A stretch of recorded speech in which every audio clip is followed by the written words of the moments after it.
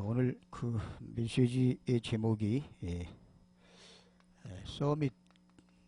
서밋의 응답을 누린 사람.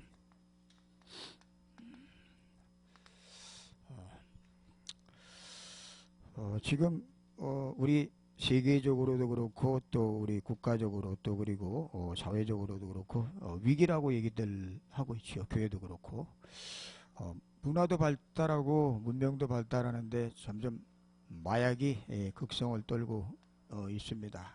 우리나라에도 마약이 여지없이 파고 들어오고 있고, 그리고 정신병은 갈수록 늘어가고 있는 그러한 추세면서 우울증, 조울증, 공황장애, 자살 이런 것들이 계속 번져나가고 있고, 그리고 이러한 그 영적인 문제를 막아야 될 교회가 지금 복음을 상실해버리고 잠잠하고 있다고 하는 사실입니다. 어쩌다 텔레비를 이렇게 봤는데 어느 연속극 드라마인지 이렇게 보니까 거기에 교회를 아주 안 좋게 평가하는 그러한 이 드라마가 나오더라고요. 목사, 장로, 그 중직자들을 중심으로 해가지고 성도들을 미혹하는 그러한 그 드라마를 이렇게 보면서, 야, 저거 어떻게 저런 드라마가 나오고 있을까 하면서 이렇게 잠깐 본 적이 있는데, 그런 드라마를 만드는 것이 요즘에 대세라 그래요. 그래서 기독교를 낮추고 그리고 그리스도를 폄하하는 그러한 일들이 여기저기 도처에 벌어지고 있는데, 에레미야 시대의 에레미야 선지자의 그 살던 그때 당시의 시대 상황도 이런 건 없을지 모르지만 똑같았습니다. 그 나라도 그렇고 그 유다 나라가 바벨론에 곧 이제 침략을 당할 그러한 상황이었고, 그리고 그런 와중에 이 에레미야는 이 종교 지도자들과 정치 지도자들에게 이 바벨론이 쳐들어올 것이다. 그러니 당신들이 그 우상 숭배하고 하나님을 떠나 있던 그 죄악을 회개하고 빨리 하나님 앞에 돌아오고, 그리고 하나님이 그 바벨론을 통해서 우리를 징계하실 터인데 그 바벨론의 힘이 막강해서 우리가 막을 수 없다. 그러니 바벨론에게 항복하라 라고 하는 그러한 소리를 한 까닭으로 말미암아 이 에레미야가 아주 심한 곤경을 겪게 되면서 옥에 갇히게 됩니다. 지금 옥중에서 지금 에레미야의 그 소리가, 오늘 메시지가 하나님의 말씀을 듣고 전달하는 그런 이야기가 나오고 있습니다. 시위대 뜰 그 안에서. 자, 우리가 그런데 왜 이 제목을 이렇게 서밋의 응답을 누린 이 에레미야로 잡았느냐. 서밋 그러면 뭐가 생각이 나죠? 육신적으로는 성공하고 그리고 잘 되는 것, 그리고 높은 자리에 올라가서 모든 것을 다 이룬 것, 이런 것들을 우리는 서밋이라고 얘기를 합니다. 그러나 육신적으로 아무리 우리가 높은 자리에 올라가고 또 좋은 것을 가지고 있어도 그 자리에 도달한 그 사람이 하나님을 모르고 있다면 그건 진정한 성공이라고 볼 수가 없습니다. 결국은 그 영적 상태는 하나님을 떠나 있기 때문에 결국 마귀의 손에 붙잡혀서 그 인생이 망할 수밖에 없는, 거기에 열심을 내면서 여기까지 성공의 탑을 쌓아온 이 바벨탑 반드시 무너지고 만다는 사실을 성경은 우리에게 잘 말해주고 있습니다. 에레미야 시대에도 그랬어요.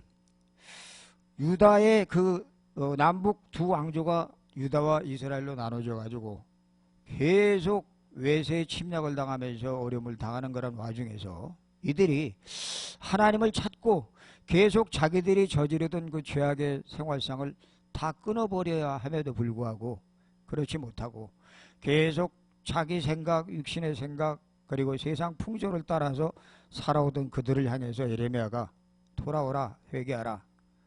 회개 안 하면 하나님이 칠 것이다. 어떻게?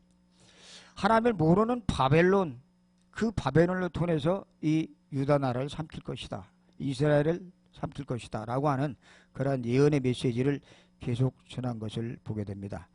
자, 이 예레미야는 어떻게 서밋의 응답을 이 감옥에 있으면서, 감옥에 시위대들 감옥 안에 있으면서 어떻게 이 예레미야가 서밋이라고 말할 수가 있느냐.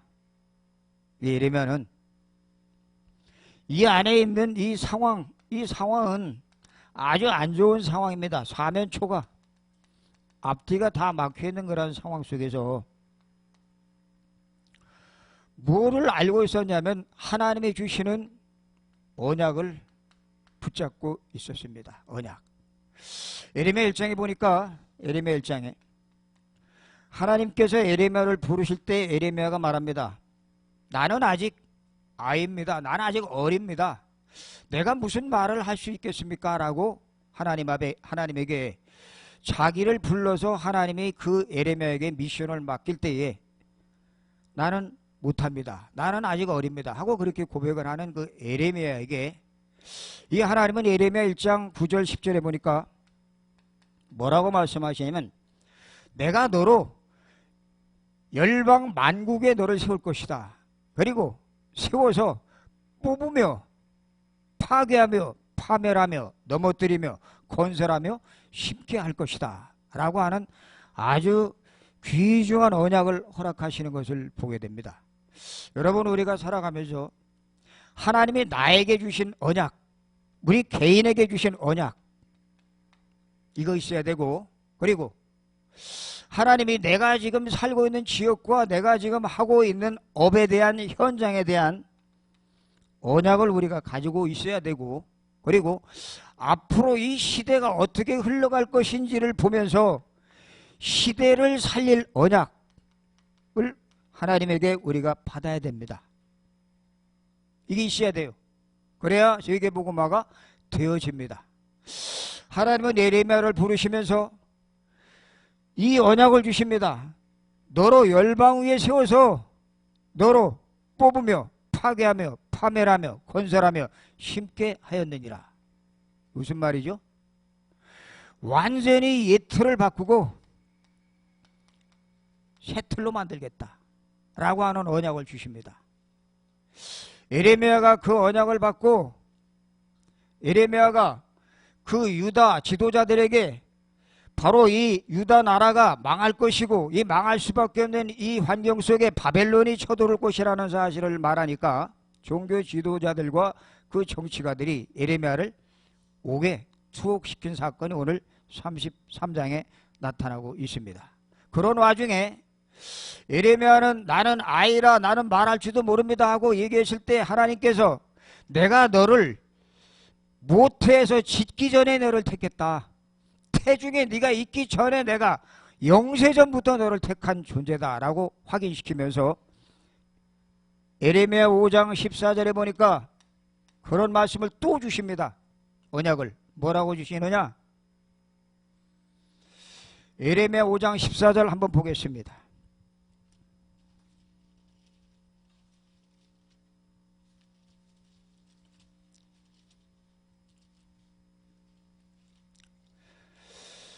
한번 같이 읽겠습니다. 다 같이 시작.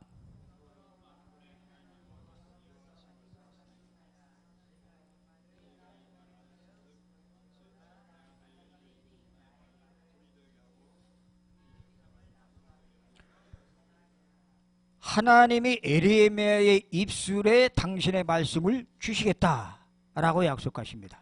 그리고 그 말씀을 가지고 네가 태어나면 이 백성은 그 말씀은 불이 되게 하고 이 백성은 나무가 돼서 그들을 살 것이다.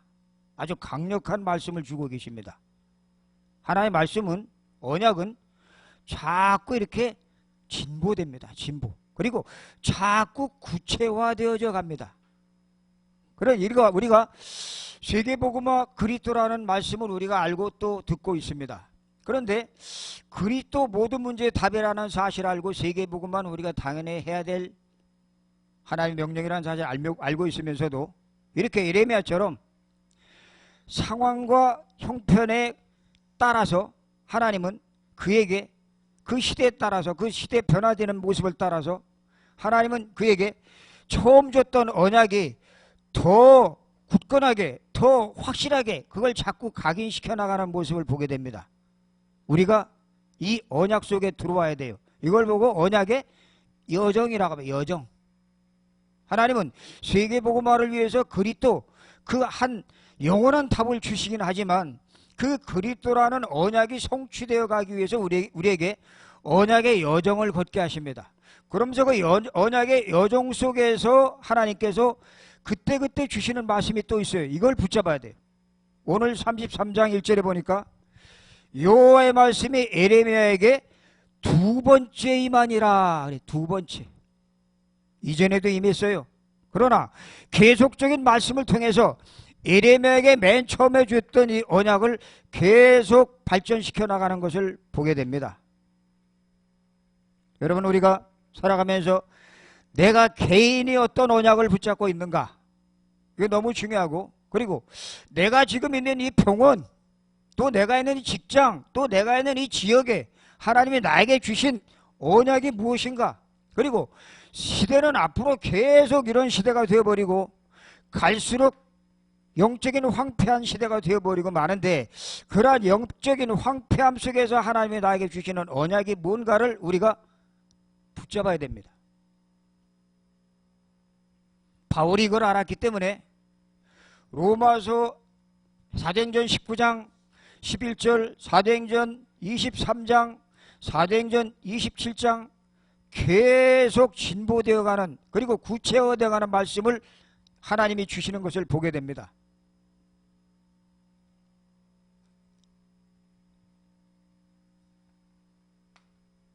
예레미야는 하나님이 주는 언약을 붙잡고 있었고, 언약을 그 언약 속에 깊이 들어가 있었고, 그리고 그 언약이 하나님이 주셨다는 사실을 알 뿐만 아니라 이 언약이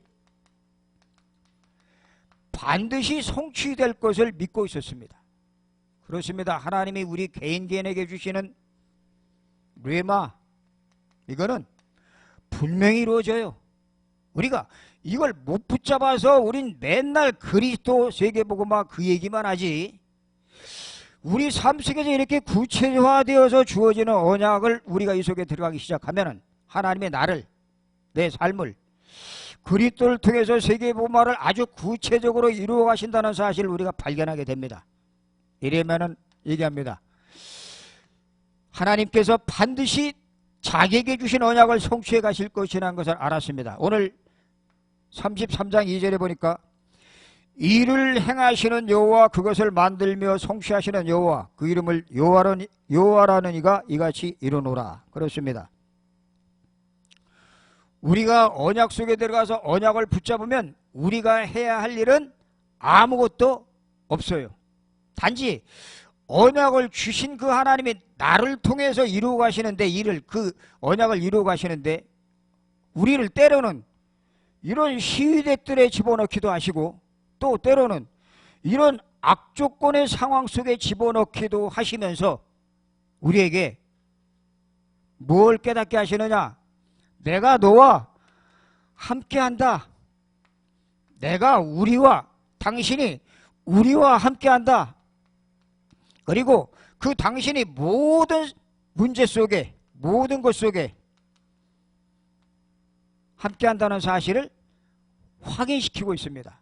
우리는 이걸 붙잡지 못하면 자꾸 하나님 앞에 우리가 기도하고, 그리고 매달리면서 지금 당장 당면한 내 육신적인 문제, 보여지는 문제, 상황을 바꿔달라고 우리는 기도합니다. 그런데 그게 아니에요. 서밋이라고 하는 것은 내가 상태가 어떻든 간에 상관이 없습니다. 사방으로 우겨쌈을 당해도 상관이 없고, 핍박을 받아도 상관이 없고, 내가 과연 하나님이 나와 함께 하시는 이 축복, 이거를 내가 붙잡고 있느냐, 그게 서밋이에요. 이게 안 되어버리면 상황이 바뀌고 상황이 좋아지고 그럼 또 거기에 빠집니다. 상황 바라보고 신앙생활하면 실패합니다. 하나님 우리 그걸 원하시는 게 아니에요. 철저하게 언약 속에 들어가서 이 언약의 여정 속을 걸어가는 가운데 우리에게 찾아오는 여러 가지 많은 위기, 문제, 사건, 그 속에서 뭘 누리라고요? 이 임마누엘 원네스 축복 속에 들어가기를 원하고 있습니다. 이걸 서밋이라 그래. 세상 사람들이 말하는 서밋은 이런 게 없어요. 그냥 뭐 잘 되는 것, 내 목적한 바를 이루는 것, 이걸 서밋이라고 그래. 이건 망할 수밖에 없는 것. 과연 우리가 신앙생활을 하면서 지금 계속 메시지가 흘러나오고 있는데, 그렇다면 나는 과연 언약의 여정 속에서 내가 개인적으로 붙잡고 있는 언약은 뭐며, 이 언약을 하나님이 내가 있는 현장에서 계속 하나님이 자꾸 구체화시키고 발전시켜 나가고 있는 이 와중에 붙잡고 있는 언약이 뭐며, 그리고 미래에 되어질 그러한 시대적인 문제를 보고 하나님이 나에게 주신 언약이 뭔지를 우리는 이걸 빨리 붙잡아야 됩니다. 어디서? 집중 속에 들어가서, 묵상 속에 들어감으로 말씀을 깊이 묵상하고 읽고 그리고 쓰고 그 말씀 속에 깊이 우리가 집중할 때에 하나님이 말씀을 통해서 이 답을 하나씩 하나씩 주게 됩니다. 그럼 이 답을 얻은 사람은 절대로 문제가 아무리 악조건이 생겨도 흔들림이 없어요. 왜? 그 언약을 성취시킬 분이 누구라고요? 하나님임을 알기 때문에. 우리는 할 것 아무것도 없습니다. 우리는 부족하고 또 기껏 해봤자 이런 거밖에 해놓은 게 없어요. 그러나 하나님은 이걸 원하시는 게 아니에요. 네가 이런 상황에 빠져 있다고 할지라도 이 속에서 내가 너에게 준 언약을 붙잡고 있느냐, 이 언약을 네가 계속 묵상하고 이 언약이 하나님이 내가 이룰 것이라는 사실을 믿고 있느냐라고 하는 그 믿음을 자꾸 확인시키는 겁니다. 뭘 통해서? 문제와 사건을 통해서. 근데 우리는 자꾸 이걸 놓쳐버려요. 하나님은 당신의 이름을 걸고 우리에게 언약을 주시고, 그리고 재차 그 언약을 또 확인시켜 주시고, 그러면서 우리를 당신의 계획을 이루는 그 속으로 계속 끌고 가시는데, 편한 쪽으로 끌고 가는 게 아니라, 때로는 그럴 수도 있지만 때로는 우리의 육신의 요구와는 전혀 상반된 당신의 계획을 이루기 위해서 이런 속에도 집어넣는다고 하는 사실입니다. 그래서 요셉은 이 속에 들어가도 괜찮고 노예로 가도 상관없었고 총리가 돼도 상관없었고, 오로지 요셉을 바라보면서 여호와의 신이 함께하는 사람을 불신자들이 보고 그 요셉을 향해서 하나님이 함께하는구나 하는 그러한 신앙 고백을 한 것을 보게 됩니다. 서밋의 응답을 누린 에레미야, 이 에레미야는 안 좋은 그러한 상황 속에서 여러 가지로 육신적으로 그리고 사회적으로 국가적으로 여러 가지 개인적으로 안 좋은 그러한 상황 속에서 하나님이 주시는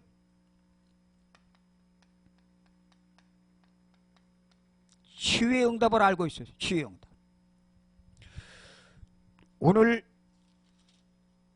여기 말씀에 쭉 보면은 6절 이하로 쭉 보면은 내가 이 성읍을 치료하며 고쳐 낫게 하고 평안과 진실이 풍성함을 그들에게 나타낼 것이며 유다의 포로와 이스라엘의 포로를 돌아오게 하여 그들을 처음과 같이 세울 것이며, 모든 병든 것을, 국가의 병든 것, 그리고 사회의 병든 것, 그리고 현장의 병든 것, 이런 것들을 치유해 주시겠다고 하는 하나님의 메시지를 붙잡은 것을 보게 됩니다. 포로에서 돌아오게 할 것이다. 바벨론의 포로에서 다시 돌아와서 새롭게 할 것이다 라고 하는 치유의 메시지를 예레미야가 붙잡은 것을 보게 됩니다.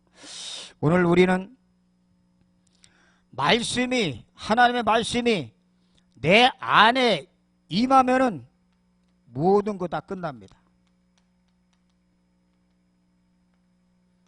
우리는 성경 말씀을 많이 봅니다. 그리고 공부도 많이 합니다. 그러나 언약 중심으로 우리가 이 언약 속에 들어가서 이 언약 중심으로 우리의 삶을 쫓아가지 않으면 많이 공부하는 그 성경 공부가 율법주의에 빠질 수밖에 없고, 때로는 그것이 지식으로 머릿속에 자리 잡을 수밖에 없고, 그리고 조금 열심 내면은 신비주의로 빠지고, 그런 것도 이런 것도 저런 것도 없으면 인본주의로 빠질 수밖에 없다는 사실을 오늘 예레미야를 통해서 우리에게 다시 한번 확인시켜주고 있습니다.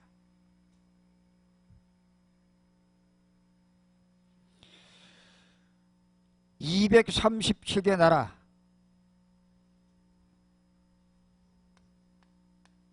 살려야 됩니다. 뭘 가지고? 성경 공부를 많이 해서 살리는 것이 아닙니다. 은사를 받아가지고 능력으로 살리는 것이 아니에요. 오로지 언약 속에 들어가서 언약의 주인공이신 하나님, 그리고 이 언약을 반드시 성취하시는 이 하나님, 그리고 그 언약을 통해서 우리를 치유해 가시고 옛 틀을 바꾸고 새 틀로 만들어 가시는 이 절대적인 하나님의 역사를 우리가 믿고 의지하고 그 말씀 속에 들어갈 때에 저 여러분의 삶 속에 하나님의 축복이, 우리는 할 수 없지만 나를 통해서 일하시는 하나님의 손길을 우리가 체험하게 될 것입니다. 이 축복을 누리시는 저와 여러분이 되시길 주의 이름으로 축원합니다. 기도하겠습니다. 하나님 감사합니다. 오늘도 예레미야를 통해서 말씀을 성취시켜 가시고 언약의 여정을 걷게 하시는 주님의 그 손길을 다시 한번 확인하게 도와주심을 감사합니다.